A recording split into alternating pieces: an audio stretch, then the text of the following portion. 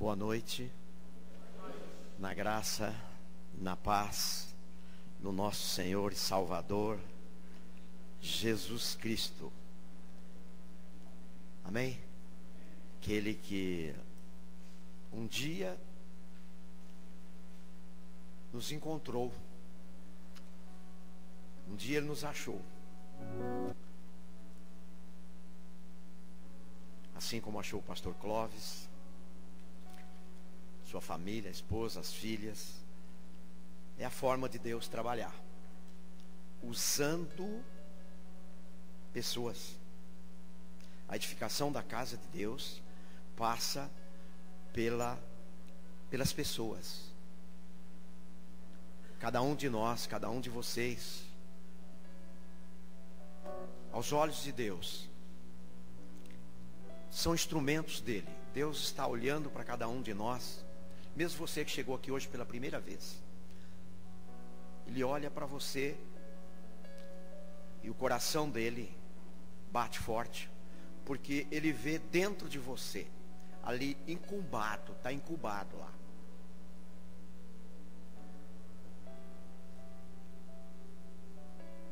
uma ferramenta nas mãos dele.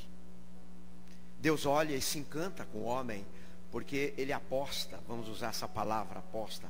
Deus crê que todas as pessoas, após passarem pela experiência de ter um encontro com Ele, todas essas pessoas, elas são potencialmente, ou seja, elas não sabem, às vezes elas não conseguem identificar de imediato, elas não conseguem ver, mas potencialmente, cada um de nós, temos dentro de nós, da parte de Deus, a capacidade de ser uma ferramenta nas mãos dele, para ele usar. Esse fato que o pastor Clóvis está relatando, né, a experiência que ele teve através da minha vida, eu também experimentei isso através da vida de outra pessoa. Nós também experimentamos, eu e minha esposa, entendeu? Então eu vejo que há uma sequência, né, e Deus não tem outro caminho. Deus não tem outra forma de realizar aqui na terra algo que não seja através do homem. O homem se coloca, se disponibiliza. O homem que levanta as mãos e diz: eu estou aqui, não sei como, não sei o que fazer, não sei o que falar, e nem sei muitas vezes como agir, mas eu estou aqui. Se o Senhor puder e quiser me usar, eu me disponho. Essa é a igreja. E eu vou falar sobre igreja nesta noite. Eu vou falar sobre igreja, porque nós estamos entrando aí numa fase agora, 4 meses de evangelismo, 2 meses de evangelismo. Nós estamos numa fase aí que é muito empolgante, é muito gratificante. A fase da comunhão é boa, experimentar a comunhão, aprender como se relacionar com as pessoas é fantástico, mas a parte da evangelização, e você, e Deus através de você, né? Vamos usar sempre esse termo, Deus através de você, salvar alguém, alcançar o coração de alguém, irmãos, isso não tem dinheiro que paga. Isso não tem dinheiro que paga. Eu vi aquele senhor lá, veio hoje pela primeira vez, é isso, né? É uma alegria muito grande ver alguém sentado pela primeira vez. É possível que já tenha ido em outras igrejas, outros lugares, né? Mas é fantástico saber que o irmão falou com certeza com ele e trouxe. Isso é satisfatório. Deus começa a usar dessa forma o homem. E na medida que eu vou me entregando, eu vou me tornando servo. Servo é servir. Nessa medida, Deus vai me usar cada dia mais. Cada dia mais Ele vai investir em mim. E Ele vai fazer a obra dele, né, o projeto que Ele tem, que é um projeto de salvação. O projeto que Deus tem para o homem é o projeto de salvação, independente de raça, independente de posição, independente de qualquer coisa. O projeto de Deus é salvar o homem, de um castigo eterno. Para isso Ele usa a igreja. Ele tem usado a igreja. E os irmãos aqui, o pastor Clóvis, a pastora Evelyn, os irmãos que vieram para cá, essa equipe que veio para cá, não veio aqui para simplesmente ser um ajuntamento. Não vieram para cá simplesmente para transferir o local de adoração, de oração, de reunião, de curso, para poder desafogar, vamos usar essa expressão, desafogar a célula. Não foi para isso que os irmãos vieram para cá. Como também não foi para isso que o pastor Nonato foi para o Itapeva. Que o pastor Nelson, semana passada, estabeleceu o primeiro culto aqui no Lisboa. Não foi para isso. Deus chamou você para fazer algo grande. Algo grande. O maior investimento na vida de um homem é trabalhar em parceria com Deus para conquistar homens. E quando eu digo conquistar homens, é homens e mulheres, é óbvio. Então os irmãos aqui do Itaparque estão debaixo, cada homem, cada mulher está aqui debaixo de uma responsabilidade. Eu fico encantado quando o irmão falou aqui da casa de paz. Os irmãos falam filho da paz, né? Mas eu simplifiquei e falei casa de paz, casa de esperança, lugar de transformação. Irmãos, é ali que Deus vai salvar, curar e libertar multidões. Multidões. Irmãos, nós estamos aqui talvez de 100 e poucas pessoas, pastor. 130, 120, 130 pessoas. Mas isso aqui, na medida que Deus começar a agir poderosamente na vida de cada um de vocês, isso aqui vai se tornar um lugar, um espaço só para fazer curso, porque vai precisar de um espaço 5, 6 vezes maior do que esse. Eu talvez seja sonhador, mas, e é uma coisa que eu gosto de sonhar, né? Eu confesso que eu gosto de sonhar. Quem me conhece caminha comigo há alguns anos. Quando nós éramos lá 300 pessoas, eu sonhava com 10 mil, né? Quando era 300, eu sonhava com 10 mil. E continuo sonhando agora com os 10 mil ainda. Só que esses 10 mil, na minha cabeça, é pouca gente. Para o ministério da comunidade cristã evangélica de Mauá, Casarão, 10 mil é pouca gente. A nossa responsabilidade como igreja local, nós temos que enxergar algo em torno, hoje, de 40 a 50 mil. Você fala, para com isso. Não. Irmão, para começo de conversa, não sou eu, não é o pastor Clóvis, não é o pastor Almir, não é o pastor A ou o pastor B, que vai convencer os pecadores que estão lá fora, de que se eles não entregar a vida dele para Jesus e andar pela palavra, eles estão perdidos. A Bíblia chama eles de perdidos. O termo que a Bíblia usa para referir-se ao homem afastado de Deus é perdido. Você sabe o que a pessoa está perdida? Significa a pessoa perdida? Ela não sabe para onde ela vai. Literalmente ela não tem noção o caminho que ela está trilhando. E Deus trouxe essa igreja, esses amados para cá, para revolucionar isso aqui, essa região. Simplesmente para isso. Através do quê? Através da palavra, através da verdade.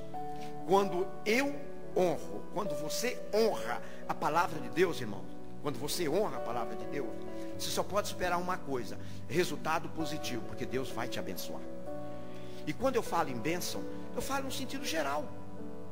O pastor Clóvis nunca pensou na vida dele, há 22 anos atrás, nem ser crente. Depois que ele se tornou crente, ele nunca pensou em ser pastor. Demorou para cair a ficha que um dia o senhor ia chegar a ser pastor, né? Estar à frente de uma igreja. Não é assim? Mas é assim que funciona.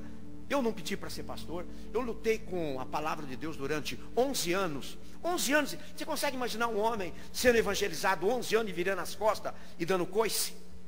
Porque eu era burro. E burro dá coice. E o apóstolo Paulo fala que ele era burro, né? O apóstolo Paulo, ele fala, né? Naquele encontro que Jesus tem com Paulo, ali no caminho de Damasco, Jesus fala, traduzindo assim numa linguagem para hoje, Jesus fala para Paulo, para o apóstolo Paulo assim: por que você fica dando coice e me rejeitando? Quando eu li aquela palavra, eu falei: esse aqui sou eu. Porque eu vivi 11 anos. O primeiro contato com o evangelho que eu tive foi em 1969. Para começar a me converter, começar a pensar numa conversão em 82. Começar a pensar. Eu era duro na queda. Eu era duro na queda, entendeu? Mas um dia, o dia que miraculosamente a palavra me tocou-me, minha vida mudou, a minha história mudou, e eu era feliz em ser crente. Eu era feliz em estar sentado aí onde você está. Eu era feliz em ouvir as pregações dos pastores. Eu era feliz em ser crente, queria continuar sendo crente. Mas um dia, sem nada, sem mais, sem menos, eu fui arrastado. Você entende essa palavra? Eu fui puxado para dentro do ministério. Eu fui puxado. Então eu estou aqui hoje, irmão. Eu não previ isso, não sonhei com isso lá atrás. Minha mãe sonhava, eu sou o filho mais velho, já contei, talvez isso até aqui. Minha mãe sonhava que eu fosse padre. Estou te confessando. Ela chegou a me levar aos pés do padre para ser coroinha. E eu fiquei lá um tempo lá, ouvindo, aprendendo o procedimento do coroinha. Depois pulei fora. Eu tinha 12 anos, aí eu pulei fora. Mas minha mãe queria que o filho mais velho dela, que é esse aqui, fosse um padre. Mas ela não estava muito fora. Às vezes eu brinco com ela, minha mãe está viva, 92 anos, eu falo, puxa vida, né? A senhora desejou ter um filho padre e acabou tendo uns 3, 4 filhos. Nós somos em 7 na família, que são pastores, né? A senhora escapou de ter um filho padre e tem 7 que são pastores, né? De um total de 12 irmãos. Vou repetir, é 12. Esses dias eu estava na médica, quarta-feira eu estava numa médica, fazendo um exame por conta do labirinto. E no labirinto, e quando você faz alguns exames, você fica meio sem foco. Você fica sem foco. Não sei se alguém já fez injetar água no ouvido. Alguém já fez isso aqui? Nossa, todo mundo já fez isso. E quando ela termina esse exame, você está pirado, você está longe. E ela me bombardeou com perguntas para ver se eu estava ali. Para ver se eu estava ali. E a primeira pergunta que ela fez foi: o senhor tem filhos? Eu com o olho assim, né? Com o olho aberto, não pode falar com o olho fechado. O senhor tem filhos? Tenho. Quanto? 6. Ela falou: o quê? Eu falei: você não viu nada, eu tenho 12 netos. Ela falou: o quê? Eu falei: eu vou falar mais, minha mãe tem mais de 40 bisnetos. Aí ela ficou apavorada. Tá entendendo? Deixa eu falar para você. Eu estou falando aqui, está dentro daquilo que eu quero falar. Isso aqui não estava programado. Isso aqui não estava programado. Você consegue imaginar, dentro desse meu testemunho, em 1967, ou seja, há um bocado de anos atrás, Deus salvou um homem. Esse homem era alcoólatra, era uma dor de cabeça para a família. Muitas vezes ele era trazido para casa por 2 outras pessoas, tão embriagado que estava. Quando chegava na porta da casa, não queria entrar dentro de casa e ficava amuado ali do lado de fora, emburrado. Não brigava, não fazia escândalo, não fazia nada. Mas enquanto o efeito da cachaça não passava, ele não levantava, e um dos filhos punha ele lá para tomar banho, tinha que dar banho, trocar, entendeu? Em 1967, Deus salvou o meu pai. E meu pai não só era alcoólatra, como era usuário, fumante. E o testemunho do meu pai era que, a partir daquele dia em que ele foi desafiado a entregar a vida dele para Jesus, ele não tinha noção do que iria acontecer com ele. Ele foi até a frente. Eu não estava lá, meus irmãos é que contam. Ele foi até a frente e fizeram uma oração simples, numa congregação com 15 pessoas no culto. E a partir daquele dia, era um domingo, a partir daquele dia, meu pai nunca mais colocou uma gota de álcool na boca, nunca mais colocou um cigarro na boca. Ele conta que ele tentou até. Ele tentou. Porque ele disse que tinha um resto de um garrafão de cachaça. Morava na fazenda, tinha um resto de garrafão de cachaça. Ele tentou. Ele disse que na hora que ele sentiu o cheiro, vomitou. foi colocar o cigarro na boca. Na hora que sentiu o cheiro, o cigarro acendeu, que ele olhou, começou a dar ânsia de vômito. Ele falou: a partir daquele dia eu fui liberto. Deixa eu falar para você. A salvação desse homem alcançou depois minha mãe, posteriormente, um tempo depois, alcançou os irmãos. Tinha bastante criança na família. Eu não estava nesse contexto. Eles moravam numa região muito longe daqui, no meio de um lugar até difícil, no sul do Paraná. Nessa época aí, há 50 anos atrás, 40 e poucos anos atrás, não era totalmente colonizado. E a minha família foi alcançada. Só para encurtar a conversa, a soma da nossa família hoje, do senhor Luiz e da dona Alice, ultrapassa mais de 120 pessoas. Mais de 120 pessoas. Dessas 120 pessoas, todas elas, sem exceção,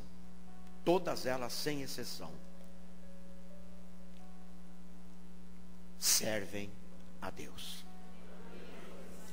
E eu fico pensando, estou falando isso para você ver a importância de um homem como aquele que está ali, que se ele não entregou a vida dele para Jesus, ele precisa fazer isso, e o testemunho dele vai alcançar não só a família dele, né, os filhos, mas vai alcançar os netos e vai alcançar os bisnetos.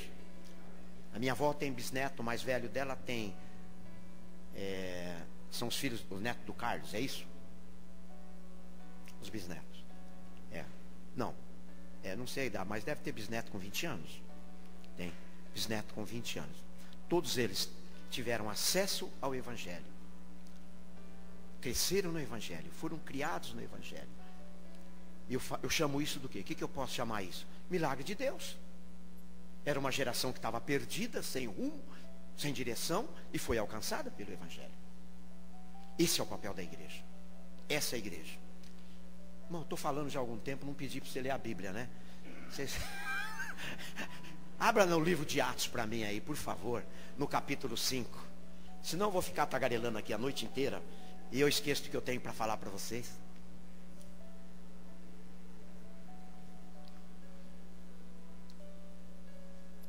Atos capítulo 5. Quero compartilhar com os irmãos aqui, pelo fato dos irmãos estarem aqui há um ano, pastor. 1 ano e meio. 1 ano e meio. Quero compartilhar com os irmãos aqui sobre a igreja. A igreja que encanta o mundo até hoje, apesar de ter passado quase 2000 anos. Apesar de ter passado quase 2000 anos, a estratégia dessa igreja, o modo de vida dessa igreja, a forma como essa igreja agia, tem encantado o mundo. Porque eu não sei se você sabe, os nossos irmãos primitivos do livro de Atos, eles não tinham a Bíblia como nós, mas eles tinham algumas características, né? Eles tinham alguma marca. Eles tinham uma marca. A igreja daqueles dias tinha uma marca que deve ser a marca ou a característica da igreja do século 21, que é essa igreja aqui, que é essa igreja. Ou seja, as mesmas características da igreja do livro de Atos, lá do capítulo 5, 4, 5, começa no capítulo 2, e aí nós temos o desenvolvimento da igreja, os acontecimentos da igreja. Mas quando chega aqui no capítulo 5, o autor, vou ler do 12 ao 16.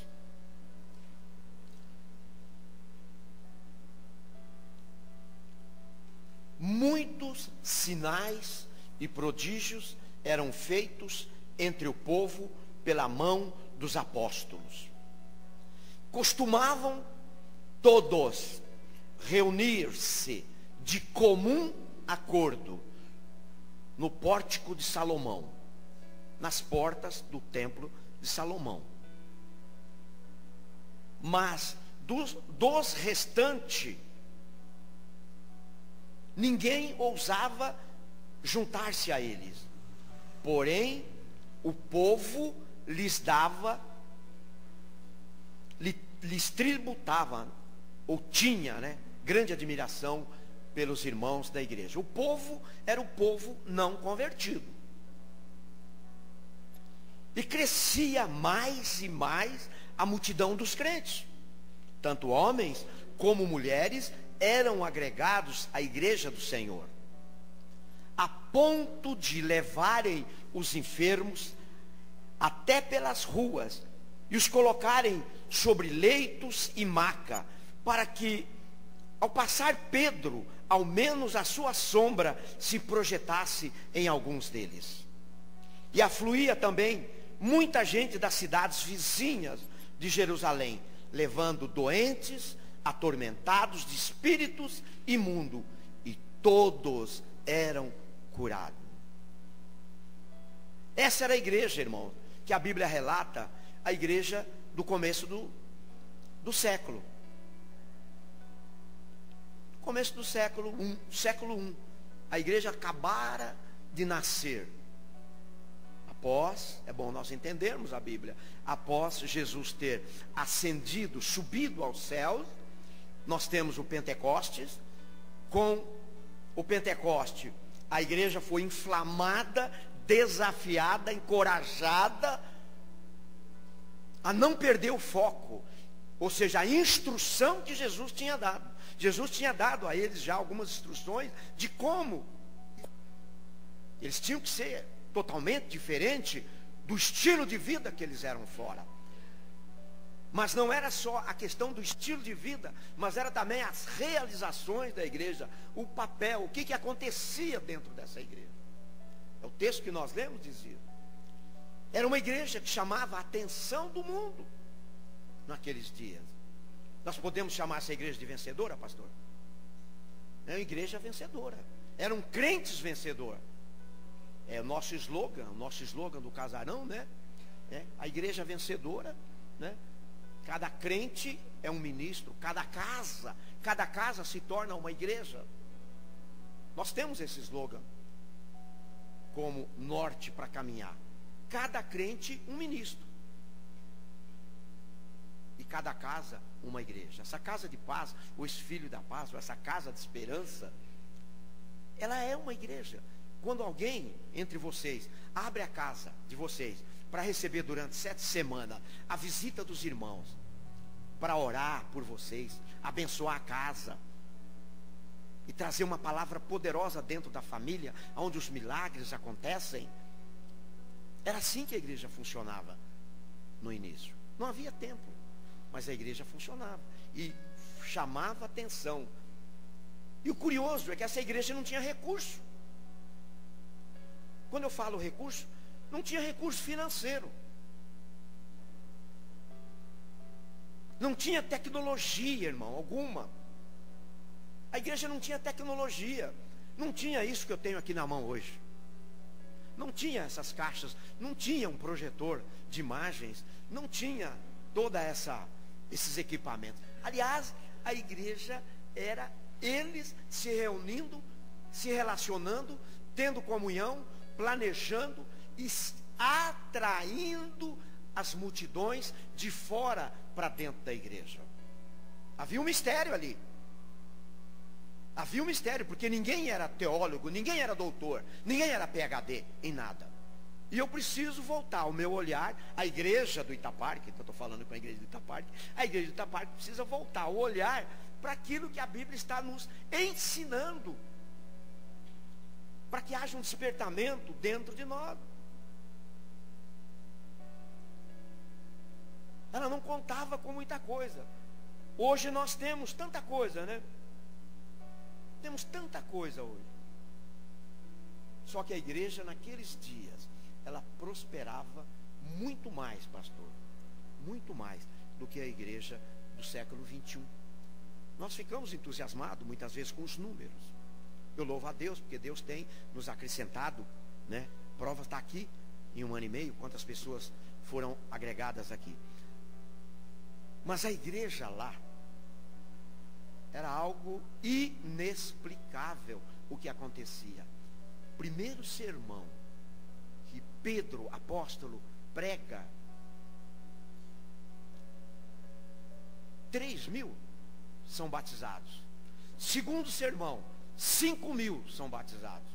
Num curto espaço de tempo. Ou seja, não havia espaço, não havia salão, não havia lugar onde eles pudessem reunir todos ao mesmo tempo. Só restava o quê? As casas. Só restava reunir, orar, expulsar demônio, curar enfermos, ensinar a palavra dentro das casas. Era assim que funcionava lá. Entendeu? Então, que lição desse texto nós podemos tirar? Olhando para essa igreja do livro de Atos, do comportamento desses irmãos, para que nós possamos, irmão, ter a mesma unção que eles tinham, para que nós podemos ter o mesmo poder que eles tinham, para que nós possamos ter o mesmo crescimento que eles tinham. Que lições nós podemos tirar desse pequeno texto que nós lemos? Essas marcas dessa prosperidade. E quando eu coloquei aqui prosperidade, eu não estou falando prosperidade financeira. O maior investimento de Deus, o maior sonho de Deus para o homem, como eu disse, não é que o homem seja rico, mas que ele seja salvo. Que ele seja salvo. Esse é o plano de Deus.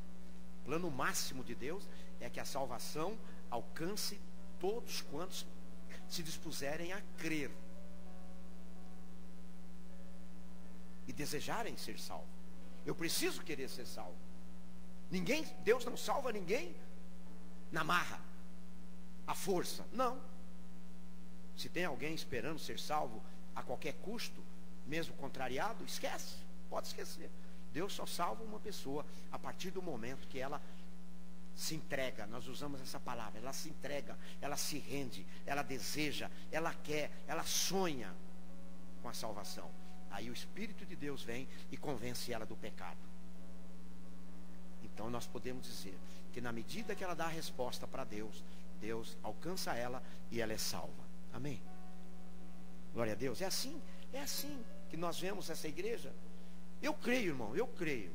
Eu vivo para crer nisso, que Deus está restaurando nesses dias, através da sua igreja, restaurando uma igreja semelhante àquela do livro de Atos, igual à igreja do livro de Atos.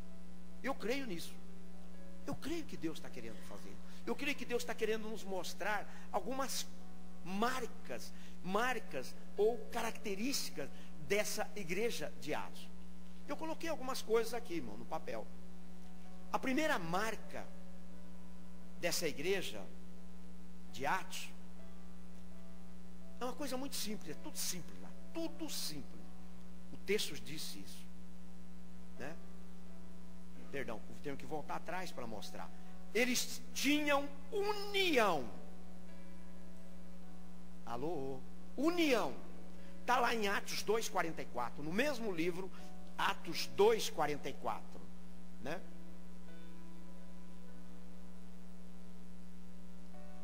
Podemos ler o 42? Perseveravam na doutrina dos apóstolos, na comunhão, no partir do pão e nas orações. Em cada alma havia temor, muitos prodígios, sinais eram feitos por intermédio dos apóstolos. Todos os que creram estavam juntos e tinham tudo em comum. Estavam juntos e tinham tudo em comum. Isso chama-se união. Tinha um líder, é óbvio que tinham liderança. Os apóstolos, chamados pais da igreja, é quem direcionava a igreja. O Espírito Santo falava de uma forma poderosa através desses homens, direcionando como fazer e o que fazer e o que não fazer. E a igreja, que era aquela multidão, era concorde. Não sei se você entende essa palavra. Estava alinhada com a direção que era dada pela liderança. Isso trazia união no corpo. E quando há união, não tem demônio, não tem capeta, não tem inferno que pode resistir e que não tenha que soltar o pecador lá fora. Vocês estão me entendendo? Quando há união, unidade. Porque a coisa mais horrível que tem é quando o líder de uma igreja diz: irmão, nós temos um planejamento, e esse planejamento inclui isso. Não concordo. Isso chama-se quebra de unidade. E lá não existia isso. Lá eles eram unidos. Os que criam mantinham-se unidos. É uma outra tradução. E tinham tudo em comum, que é o 2:44. Mantinham-se unidos. A igreja era unida por conta de uma visão, por conta de um só propósito. Qual era o propósito da igreja daqueles dias? Obviamente, não era construir templos. Temos que reconhecer. A igreja do primeiro século, do primeiro, segundo século, ela não tinha essa preocupação de ter um espaço que comportasse 5, 10 ou 20 mil. Porque era impossível. Você nem bem havia acabado de construir um templo para 250, na semana seguinte você estava precisando de um templo para 500. Ué, e de onde vai tirar recursos para isso? Vai ficar correndo atrás do vento? Aonde se reúne? Na casa dos irmãos. É lá que é o lugar da bênção. Amém? A sua casa é o lugar da bênção. A sua casa é o lugar de salvação. A sua casa é o lugar de libertação. A sua casa é o lugar de cura. Quantos estão entendendo o que eu estou falando? Glória a Deus. Essa era a igreja que eu estou descrevendo para os irmãos. Tinham uma só visão, um só propósito, um só coração. Todos oravam. Quando eles iam orar, irmão, é por um só objetivo. Qual era o objetivo pelo qual eles oravam? Senhor Jesus, salva as pessoas que estão lá fora. O choro deles, o clamor dessa igreja era unicamente por uma coisa: salvação de pecadores. Eles não oravam para que fosse poupada a perseguição que eles sofriam, porque era uma igreja perseguida. Era uma igreja que enfrentava a resistência tanto do judaísmo dominante, como também dos dominadores, que eram os romanos. Os romanos eram idólatras, feiticeiros, trabalhavam com feitiçaria, né? A idolatria romana, o César era o Deus. O César era tratado, os governadores, né, eram tratados como deuses, semideuses. Então a religião deles era a própria força do braço deles, os romanos. Mas tinha um judeu. E havia perseguição dos dois lados. Paulo era um perseguidor da igreja daqueles dias. O apóstolo Paulo mandou para o cárcere, para a cadeia, centenas de irmãos por conta da fé que eles professavam. Mas contudo a perseguição, contudo o confronto, a igreja prosperava. Por quê? Por causa da união. O que eu pensava, o meu irmão pensava, a minha irmã pensava, minha mulher, ninguém discordava, não havia discórdia na igreja. A oração era todo de comum acordo. E se tinha uma coisa que essa igreja fazia, pastor e irmãos, se tinha uma coisa que essa igreja fazia, era orar. Irmãos, eles não tinham nada, eles não tinham um plano B. Eles não tinham ninguém que viesse interferir para defendê-los. Não tinha um juiz, não tinha uma lei estabelecida, não tinha direitos de liberdade religiosa, não havia nada disso que tem hoje, né? Hoje nós desfrutamos nesse país de algo tremendo, que chama liberdade religiosa, que não acontece em algumas partes do mundo. Quando você liga a televisão, você vê o que acontece lá, tudo por conta dessa perseguição religiosa que existe fora daqui. E naqueles dias não era diferente. E eles faziam uma coisa só que eles sabiam: dobrar o joelho, se reunir. A reunião deles basicamente de todos os dias, estavam juntos, compartilhavam o pão, né? E o que tinha em comum, o que um tinha, dividia com quem não tinha. E o forte dessa igreja era oração nas reuniões. Estavam, como eu disse, de acordo com a liderança. Quando era apresentado um projeto, eles estavam concorde, de acordo nos trabalhos da igreja. Essa é a primeira marca, união. Agora nós temos uma segunda marca dessa igreja. Eram os sinais e os prodígios que ocorria dentro dessa igreja. Que é o verso 12, né? Que nós lemos aqui. Verso 12. Muitos sinais e prodígios eram feitos entre o povo pela mão dos apóstolos. Mas nós, quando lemos o livro de Atos, aqui diz que eram os apóstolos que faziam, registra que eram os apóstolos que faziam sinais e prodígios. Mas toda a igreja, todos os irmãos, assumiam a mesma função. Não tinha aquela situação de ter alguém enfermo, endemoniado, seja o que fosse, uma necessidade, correr, chamar o Pedro, o João, o Tiago. Ninguém fazia isso. O pessoal já sabia qual era o caminho. O pessoal já sabia. O problema era resolvido lá na base. Eles sabiam como orar pelos enfermos. Eles sabiam como expelir demônios, expulsar demônios. Eles sabiam. E isso fazia o quê? Com que os milagres acontecessem, não somente através da mão e da palavra dos apóstolos, mas também através da igreja, do povo comum, daqueles que provavelmente não tinha nenhuma função específica dentro da igreja, não tinha cargo dentro da igreja. E isso fazia o quê? Era algo tremendo, né? Era algo tremendo na vida da igreja. Eram sinais e prodígios. A igreja mantinha a mesma unção e o mesmo poder que eles viram nas obras que Jesus fez. Olha que coisa incrível. É provável que essa multidão, estou falando que é provável que essa multidão, uma parte dela, tenha contemplado Jesus fazendo o milagre. Mas Jesus fazer um milagre e depois morrer, ressuscitar e subir aos céus, na cabeça de muitos deles, eles tinham ficado desamparados. E agora? Quem é que vai multiplicar pão agora? E agora? Quem é que vai curar enfermo? E agora? Quem é que vai expulsar demônio? Porque eles tinham visto Jesus fazer tudo isso. E Jesus já não estava mais. Mas quando a igreja começa a ver os apóstolos repetindo na mesma medida aquilo que Jesus fazia, e quando eles próprios iam orar por alguém, por um paralítico, por um cego, que viam um endemoniado e expulsavam, que eles viam isso, eles se encheram, né? Eles se encheram de ousadia, porque eles sabiam de uma coisa: Jesus tinha subido aos céus, mas a presença de Jesus estava ali com eles. Eles tinham a presença de Jesus.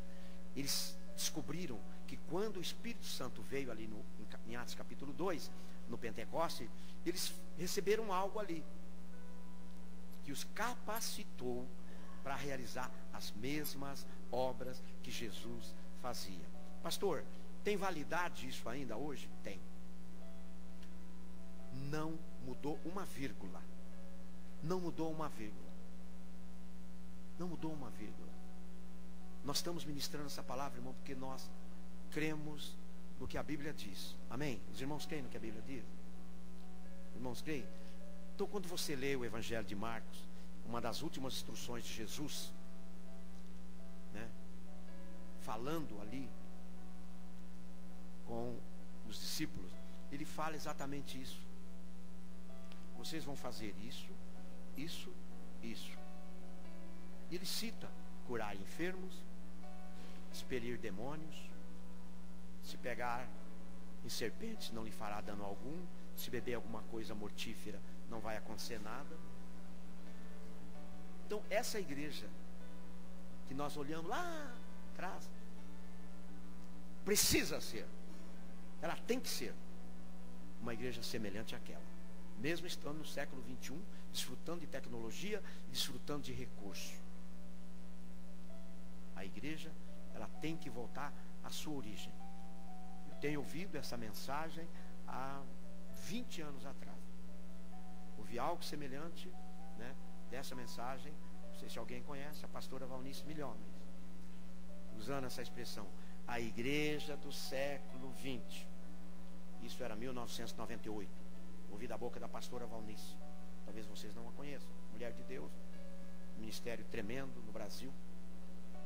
Ela disse, enfatizava sempre assim: irmãos, a igreja precisa voltar ao padrão da igreja do livro de Atos. porque foi para aquilo lá que Deus salvou aquela multidão. É para acontecer hoje o que acontecia lá, é que Deus está salvando pessoas hoje. Amém? O prodígio era Asmar. O poder na vida de cada crente ali fazia com que ele tivesse total envolvimento. Ele tinha que trabalhar? Ele tinha que trabalhar. Ele tinha que ganhar o pão dele. Eram pessoas comuns, trabalhadoras, pastores, agricultores, vendedores, comerciantes. Mas eles tinham algo excepcional, que era uma unção e um poder diário na vida deles. Os irmãos percebem que na leitura do texto, nessa leitura do texto, ali cita claramente que eles estavam diariamente juntos. Havia prazer, satisfação, alegria de estarem juntos, conversarem, renovando essa unção diariamente, buscando Deus, dependendo de Deus, como nunca, por uma questão de sobrevivência, buscando Deus. E a perseguição que eles recebiam, para eles, era tranquilo, porque eles tinham um projeto, que era salvar a maior quantidade possível de pessoas que estavam lá fora, usando para isso a ousadia, a unção e o poder de Deus. Por isso é que havia manifestações sobrenaturais do poder de Deus na vida deles. A unidade, a união. Eu vim a pregar aqui, pastor, uma palavra que eu preguei na última mensagem, não sei se o pastor estava lá, falando de unidade. Mês passado eu preguei uma mensagem na igreja. Nós estávamos na fase da comunhão, e eu ministrei uma palavra dentro dessa comunhão. Nós ministramos uma palavra falando do fundamento que é a unidade. Fundamento que é. A unidade tem um fundamento. A unidade, ela é o alicerce para conquistar a unção de Deus, para conquistar a autoridade de Deus, para conquistar o poder de Deus. Quando isso acontece na vida de um crente, quando ele tem essa revelação de Deus, quando uma igreja pensa e vive em unidade, é inevitável que unção, poder, autoridade não aconteça dentro da igreja. Não tem como não. Por isso que havia manifestações sobrenaturais do poder de Deus no meio deles. Por conta do quê? Da unidade que eles têm. Volto agora, abrindo um parênteses aqui para falar algo. Nós temos no Brasil aproximadamente, é um número estimativo, 40 milhões. Esse número já ultrapassou 40 milhões de cristãos. E cristãos aqui, nós estamos falando evangélicos. Não estamos colocando aqui a Igreja Católica, que se identifica como cristã. Não estamos colocando aqui seitas que até utilizam-se de Bíblias, mas até se dizem cristã, mas não são. Eu estou dizendo aqueles que têm a Bíblia como regra de fé e prática. A Bíblia como regra de fé e prática. Esses podem ser chamados de cristão. Temos 40 milhões no Brasil. Aos olhos das pessoas lá fora do Brasil, em outras nações, nós estamos vivendo um avivamento. Está ocorrendo um avivamento, um despertamento espiritual nesta nação. Mas deixa eu falar para os irmãos. Eu acho que é muito pouco ainda. E eu creio que Deus tem algo muito maior para essa nação. E esses 40 milhões, eles são apenas um chuvisqueiro. Como que é? Um chuvisqueiro, né? Enquanto Deus quer mandar uma tromba d'água, Deus quer mandar uma tempestade, quer mandar um chuvaréu aí, como diz ela no interior. Nós estamos tendo aqui agora é um chuvisqueiro. Mas isso pode e deve mudar em nome de Jesus. Isso deve e precisa mudar em nome de Jesus. A igreja precisa voltar a manifestar isso. Nós precisamos crer que quando a palavra diz, ela diz o que ela diz. Olha que coisa incrível. Redundância falar isso. Mas o que a Bíblia diz é exatamente o que ela diz. Fora disso é criatividade humana. Então, se ela diz que era assim, por que deixou de ser assim? Por que os 3 primeiros séculos da igreja, os primeiros 300 anos da igreja, a igreja afetou todo o continente, todo o Oriente Médio, a Ásia, afetou parte da Europa. O evangelho entrou na Itália, entrou na Espanha. Nos dias de Paulo, o evangelho alcançou a Espanha.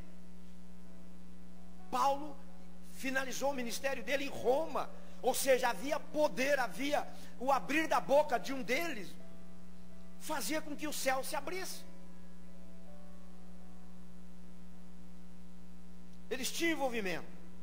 Esses sinais tinham efeitos tremendos, tanto para a igreja como para as pessoas de fora.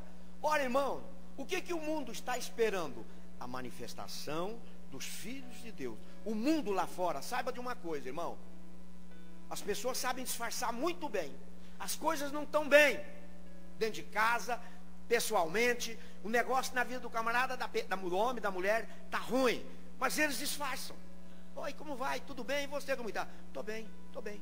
Está bem nada. Mas quando a igreja, ela entra pelo caminho, por esse caminho, de buscar, insistentemente, entrar por esse padrão, exercer o que a Bíblia diz que é competência nossa, o mundo lá fora vai ser afetado tremendamente por sinais, por milagres, por libertação. Os irmãos creem nisso de fato? Os irmãos creem nisso? E tem uma terceira marca que essa igreja de Atos traz.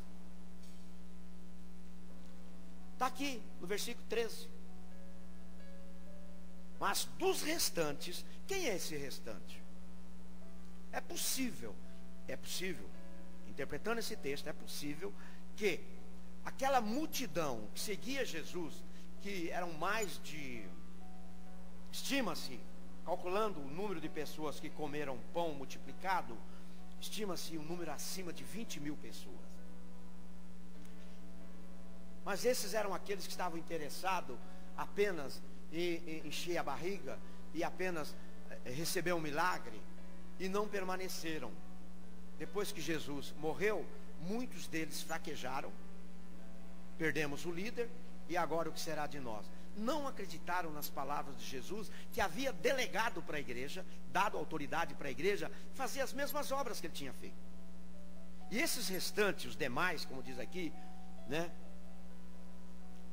Dos restantes, ninguém ousava juntar-se a eles, porque achava que aquilo ali não ia virar nada.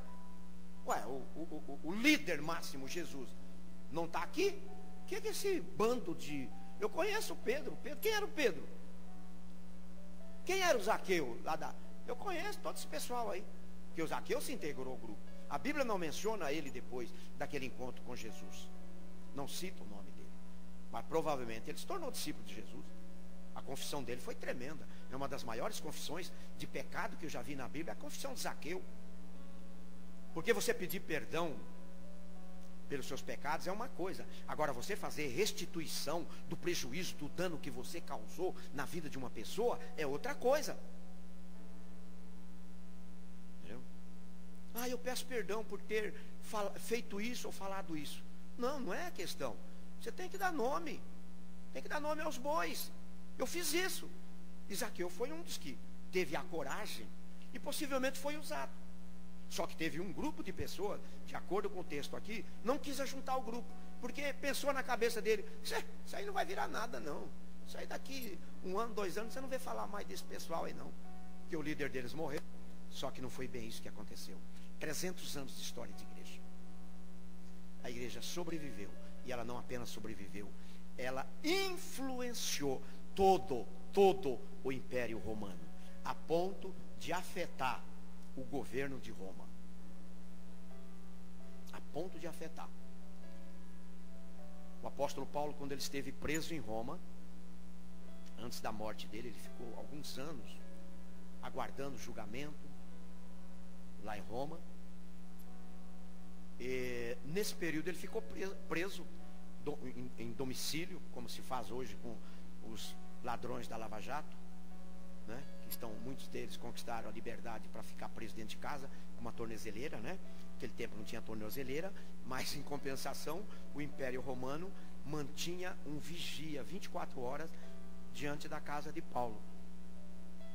As pessoas iam visitá-lo, ele pregava, ele tinha alguma liberdade. Era um prisioneiro que tinha alguma liberdade antes de ser decapitado.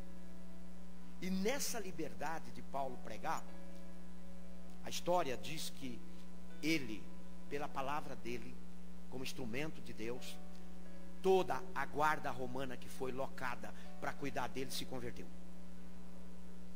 Você acredita nisso? Colocava um guarda na porta lá para vigiar ele, para ele não fugir. E muitas vezes quando ele saía para a rua, ele saía algemado com o cara.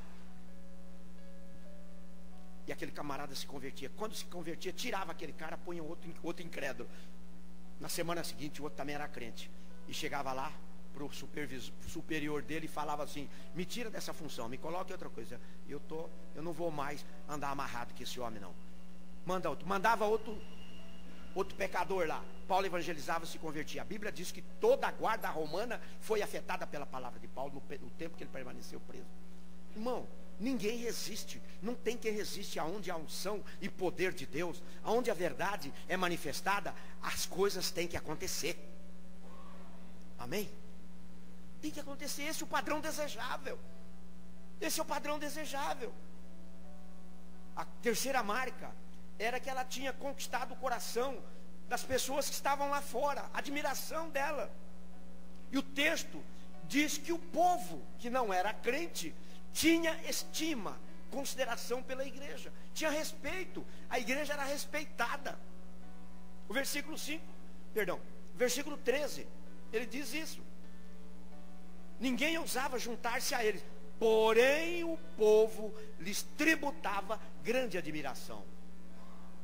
O mundo sabia que aquele grupo de homens e mulheres, centenas, talvez já milhares de homens e mulheres, eles eram conhecidos pelas suas ações, pela sua atitude, pela unção que repousava sobre ele, pelo poder da palavra que fluía da boca deles.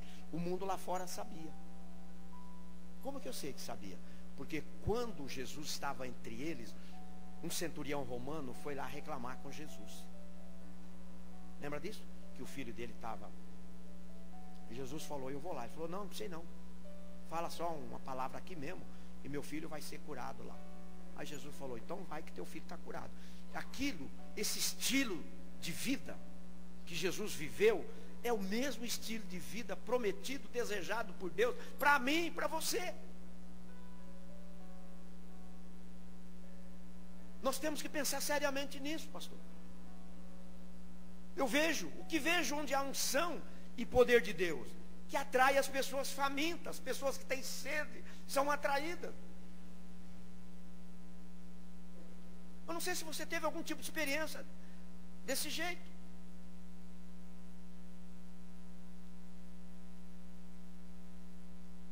Minha mulher anda comigo, né? Aliás, eu ando com ela, né? Sou o guarda-costa dela. Então muitas vezes ela me vê tagarelando enquanto ela está olhando lá na CA. CA? É a CA. Ou no Torra-Torra. Ela me vê eu tagarelando ou com o vendedor ou com o balconista. O que você acha que eu estou falando para eles? Que dia bonito, ensolarado, hein? Será que vai chover? E ontem, você viu aquele jogo de ontem? Olha, o Palmeiras tinha ganhado o jogo e entregou, empatou. Empatou mesmo? Vamos ver se alguém balança a cabeça. Olha lá o Paulo, falando. Empatou, né? Irmão, eu não fico falando essas coisas, não. Eu não sou muito direto. Eu não sou muito direto. Me veio à mente agora, esses dias, assisti uma cena, né? Eu entrei num ambiente para pegar uma informação e tinha uma pessoa no balcão conversando com a mulher do outro lado, no balcão. Era um pequeno restaurante ali na Portugal. E quando eu encostei, fiquei um pouco assim, ele conversando, tal. E eu vi uma palavra, Jesus. Quando ele falou Jesus, meu coração explodiu. Falei, esse é dos meus, cheguei perto, quero escutar. Aí deixei, aí fiquei ouvindo, né? E ele falando para a mulher assim, diretamente. Ele é de um país da América Central, que veio refugiado para o Brasil, está aqui já há um período, mas é crente. E ele pregando para a mulher do balcão. Mas ele pregava de uma forma objetiva. É bom a senhora ficar sabendo, se a senhora não entregar a vida da senhora para Jesus, a senhora vai para o inferno. Eu admiro esses pregadores. Eu admiro demais. Eu já não chego assim chutando o pau da barraca. Eu não chego mesmo. Primeiro eu chego pelas beiradas. Se eu vejo que tem tempo, eu começo com lenga-lenga. Começo falando algumas coisas assim e vou aprofundando, é claro. E eu perco a noção do tempo. Tem um problema. Eu perco a noção do tempo com isso. Entendeu? Às vezes eu tenho um compromisso, eu estou tão envolvido naquele negócio lá que, entendeu? Mas é muito comum, irmão. Não sou melhor do que nenhum de vocês, não. Estou apenas falando de uma estratégia. É muito comum você falar 15 minutos, 20 minutos com uma pessoa e deixar ela perguntar para você.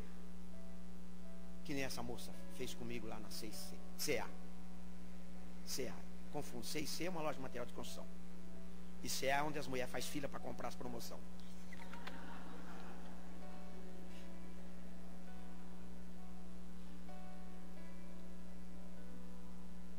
E duas meninas no balcão e eu começo.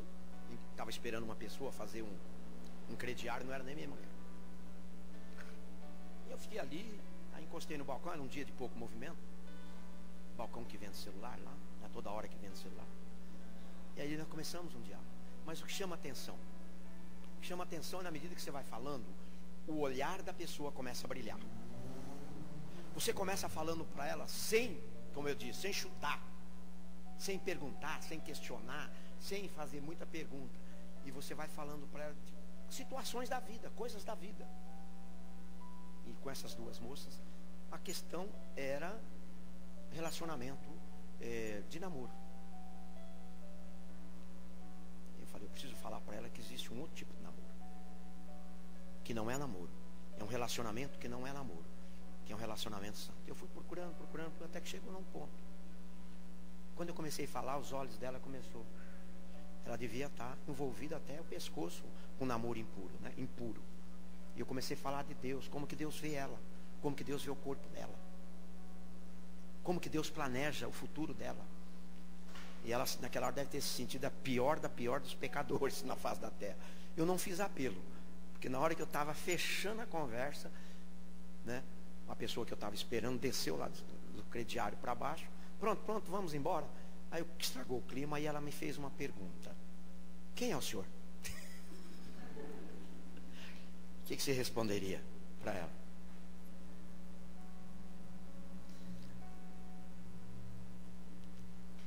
Aí eu falei para ela, não respondi que eu era um pastor. Respondi para ela que eu era uma pessoa que tinha tido uma vida muito parecida com a dela. E que minha vida havia sido mudada. Comecei a falar algo nesse sentido. Mas o senhor é crente? Evangélico? Eu falei, sou. Qual a igreja? Ali na Avenida Portugal tem uma igreja, Comunidade Casarão ou Igreja Casarão. Você já ouviu falar? Não, eu sei onde que é. Falei, então você é minha convidada. Aliás, vocês duas são minha convidada. Domingo, 9 da manhã ou 18 horas. Eu não fiz apelo. Ela pode ter ido e não ter me procurado. Ela pode até estar lá. Porque depois que você passa dos 60, não vou falar os 50, depois que você passa dos 60, eu estou falando de mim, irmão. Eu converso, por exemplo, com esse moço. Hoje, amanhã, não é a semana que vem, o mês que vem, não. Amanhã ele entra na igreja.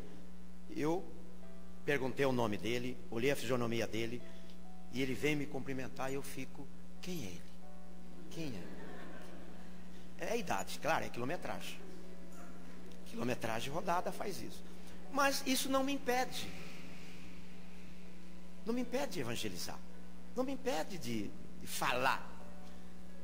De atrair as pessoas para você. Você quer ganhar uma pessoa para Jesus? ganhe ela para você primeiro. Ganhe a confiança dela, ganhe a admiração dela por você. Porque ela vai te procurar. Ela quer saber que bicho que mordeu você. O que mordeu você que você é assim? Por que as suas palavras são assim?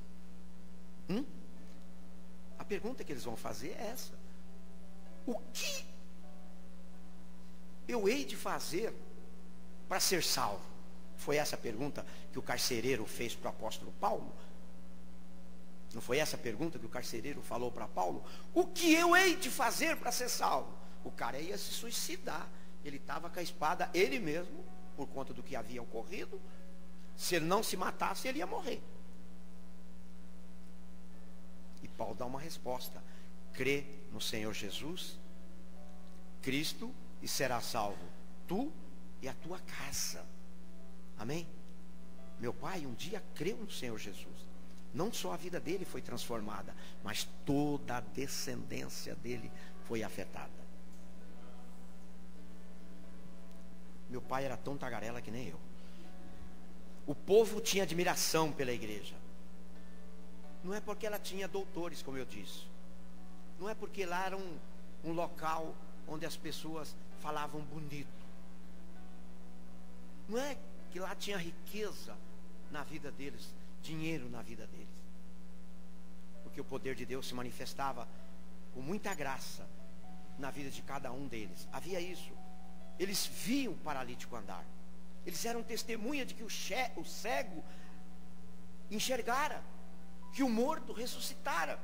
Aí você está pensando assim: pastor, isso aí aconteceu há 2000 anos atrás, isso não acontece mais. Acontece. Não está acontecendo, pode não estar acontecendo em Mauá hoje. Pode não estar acontecendo aqui, pode não estar acontecendo lá na Vila Vitória, pode não estar acontecendo na grande maioria. Mas isso em algum lugar no planeta, em algum lugar no mundo, isso está acontecendo no mesmo molde, no mesmo modelo do livro de Atos. Um país da Ásia chamada Indonésia. Testemunho que nós temos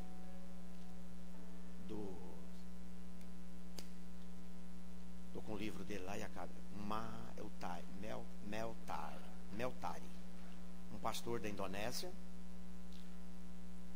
um homem simples. Você olha para ele assim, você fala: não dou um centavo por ele. Eu tenho um livro dele, eu ouvi da boca dele os testemunhos dele. Ressuscitar mortos na Indonésia é a coisa mais básica que tem. Básico. Existe um teste lá que para enviar um pastor para um campo missionário, ele tem que ter ressuscitado pelo menos 2 pessoas. Estou te falando, o poder de Deus é isso.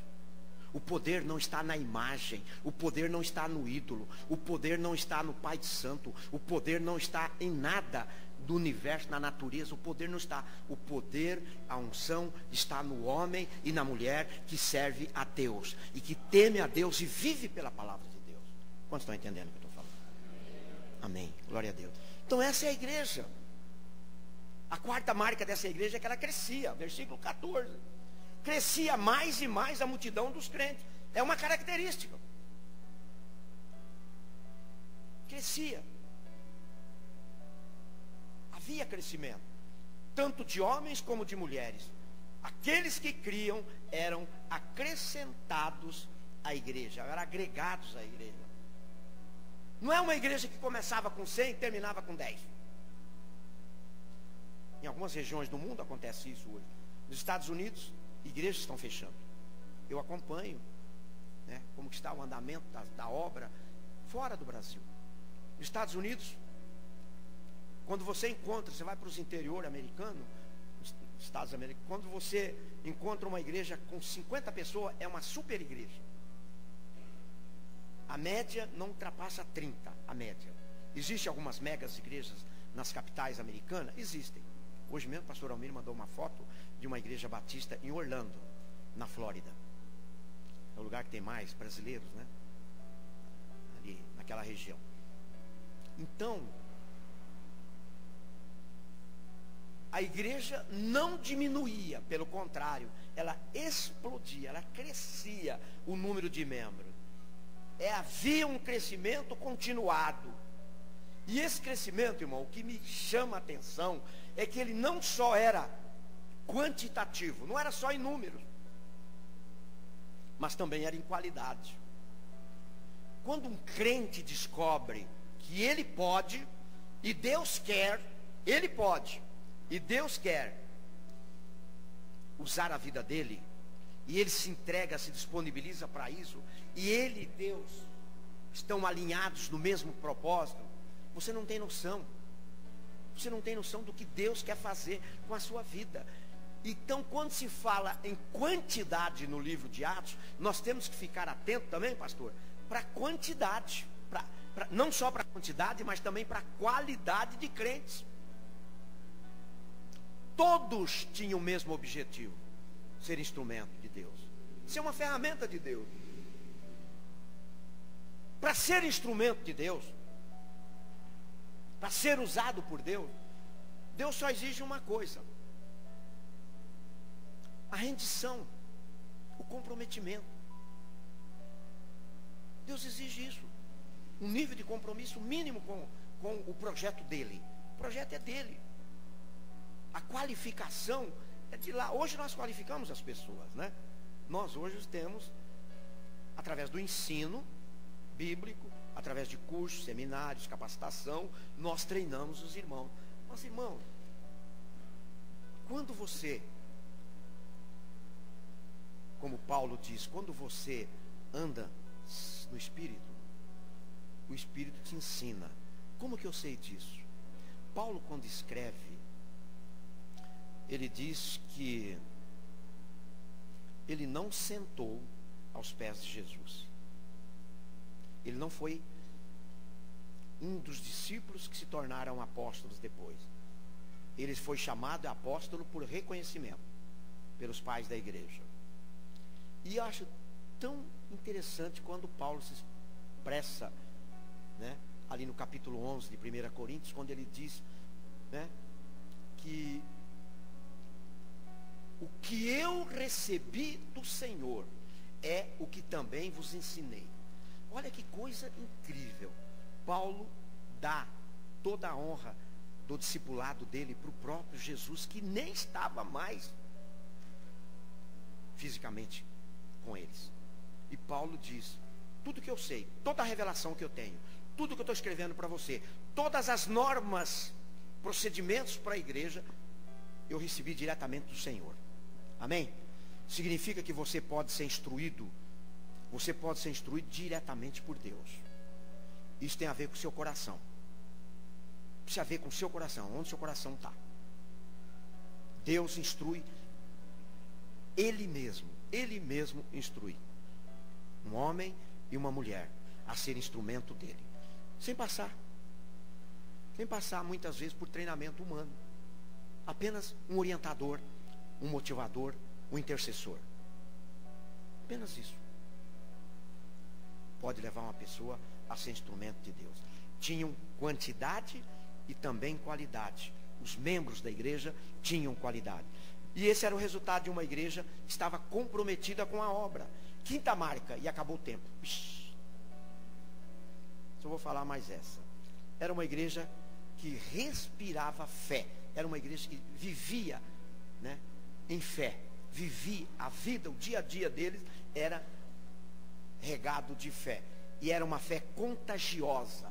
O que é uma fé contagiosa? Posso passar 5 minutos? 5 minutos, irmão? Vou ministrar isso aqui. Eu anotei aqui alguns pontos e eu excedi na observação do texto. Era uma igreja que rompia em fé. É uma igreja que vivia um clima de fé. Não havia no meio deles ninguém que não cresce na obra que estava sendo feita, não acreditasse, não investisse sua própria vida e recurso. Tanto é que no capítulo 2, ali quando nós lemos a partir do verso 42, se você voltar lá e ler, você vai ver que uma das coisas que eles faziam entre si, que eles repartiam entre si os valores que eram vendidos. Alguém vendia uma casa, repartia com aqueles que tinham necessidade, que não tinha. Por que ele fazia isso? Porque ele tinha fé. E essa fé dessa pessoa contagiava outros irmãos.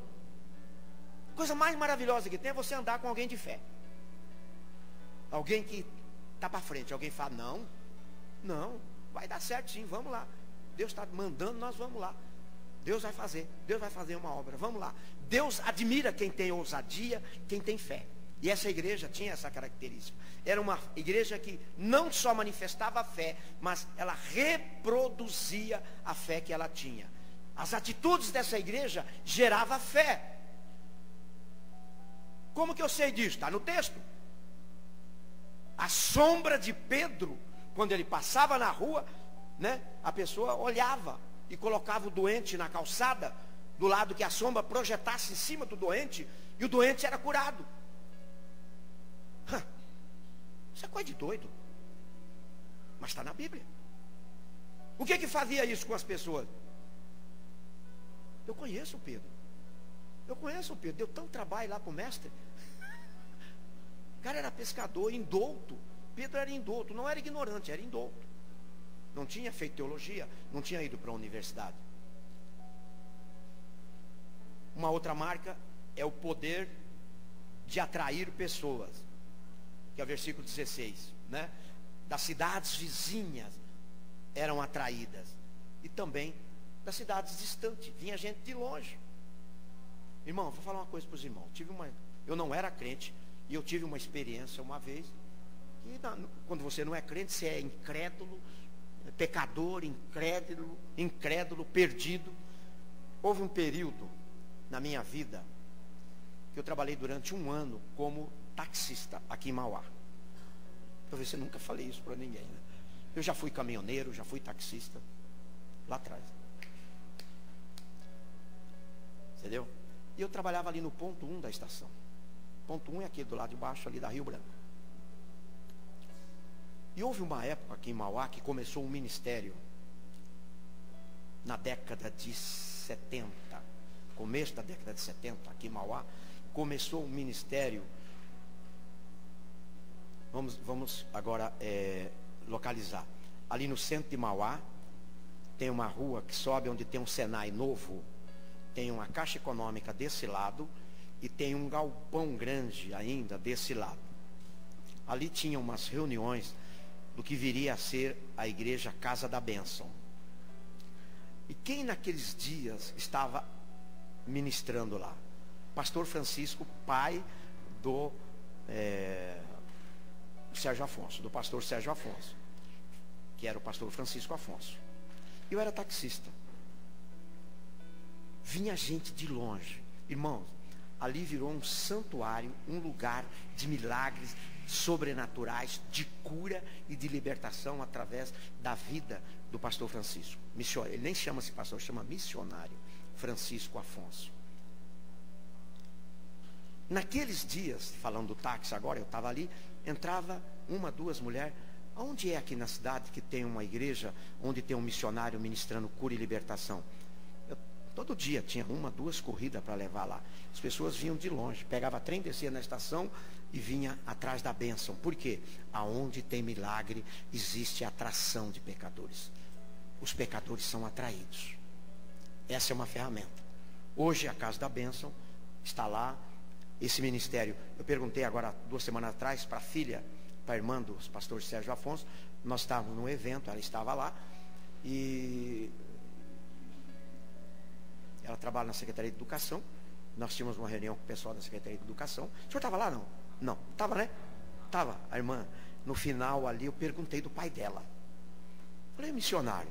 Falou, está forte e atuante, né? Está ainda atuante com 80 e tarará de anos, né? E não perguntei onde ele estava. Ela só falou para mim que ele está atuando. E as pessoas aqui em Mauá experimentaram durante um tempo essa manifestação milagrosa que atraía pessoas. E por último, havia libertação, salvação, né, cura no meio dessa igreja. Irmãos, para concluir agora, o nosso Deus, ele não mudou, amém? O tempo pode passar o tempo que for. Séculos, milênios, pode passar. Deus é o mesmo ontem, hoje e eternamente. Isso é bíblico. Deus é o mesmo, foi o mesmo ontem, Ele é o mesmo hoje e será o mesmo amanhã. Passe o tempo que passar. As promessas, o projeto, tudo que Ele tem, não muda. O que Deus está esperando é que nós, igreja, que vamos conquistar essa região, começamos a manifestar, orar por isso, né? Começarmos a orar para que Deus comece a manifestar na vida de cada irmão aqui dons de cura, de libertação, dons de palavra, dons de salvação, de pregação, de evangelização. Nós vamos entrar numa fase de evangelismo agora. Então, que os irmãos sejam atrevidos mesmo, ousados, corajosos, entendeu? Essa é a igreja. Essa característica da igreja primitiva tem que estar dentro da igreja hoje. Tem que estar. Não deve ser diferente. Por quê, irmãos, que não deve ser diferente? Eu coloquei algo aqui, né? Se nós, como igreja hoje, deixarmos de ser a igreja como foi planejada por Jesus, nós seremos apenas bons religiosos. Então nós temos que optar, deixar Deus nos usar. Eu estou pedindo por isso, para esses dias, porque mais do que nunca, as coisas estão estreitando, mais do que nunca. Os problemas têm aumentado. A humanidade, mais do que nunca, sofre hoje mais do que sofria há 40 anos atrás. Fique de pé. Eu quero orar com os irmãos.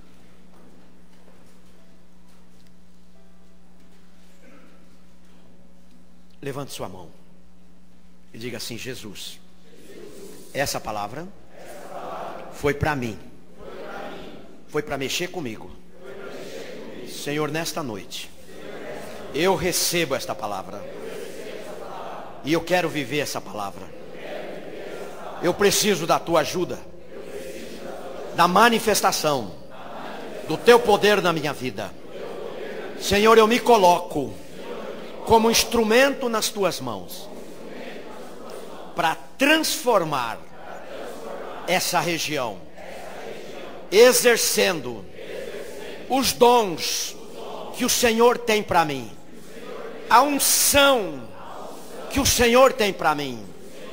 Senhor, eu vou aceitar o desafio de conquistar esta região pro Senhor, cooperando com a edificação da tua casa. Eu oro dependendo do Senhor, em nome de Jesus. Amém, amados? Que Deus te abençoe. Que Deus se revele poderosamente na sua vida. Forma poderosa. Amém. Perdão.